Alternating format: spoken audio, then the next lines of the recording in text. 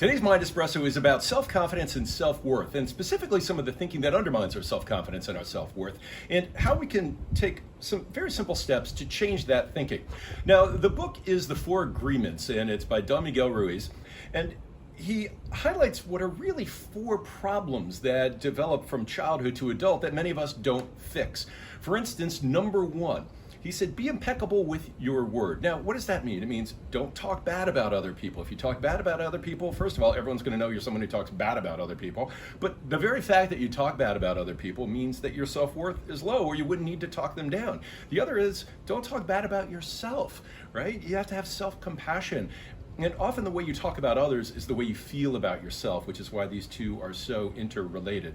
And the other piece of being impeccable with your word is don't lie, don't exaggerate, don't use words to try to get to an outcome, use words to be truthful, right? And all of these, if they're not practiced right, if you down talk other people, you down talk yourself, you use your words to try to manipulate other people, they're all going to come back and undermine your self-worth and your self-confidence. You can't trust someone who's always trying to get the upper hand from a word perspective. You can't trust someone who's down talking other people, right? And if someone's down talking themselves, it undermines their self-worth directly, right? So number one is be impeccable with your word. Number two is don't take anything personally, right? This is a mistake. And a lot of these mistakes, by the way, are coping mechanisms that we've taken with us from childhood to adulthood, right? To protect our self-esteem when we were young, we would try to talk down other people so we didn't feel so bad, right? And relatively, we could feel a little better.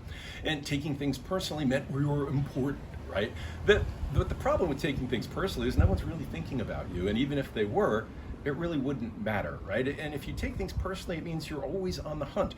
It's actually a form of narcissism, right? And narcissism comes from a really fragile ego, which brings us to the third one. Don't make assumptions. You rarely have the information you need to make an assumption about a situation. Now, if you have to, and it's a short situation, you got to size someone up, I get that. But assuming things about people that you don't know they're in their shoes, you don't know what happened to them, is a surefire way to make the world darker for yourself and to undermine your self-confidence. Because now add these up. You have someone who's not impeccable with their word, who talks down other people, who uses truth in a way that's expedient. They're really prickly and they're defensive and they're assuming wild things, right? How could that person have self-confidence? Which brings us to the fourth one. Always do your best.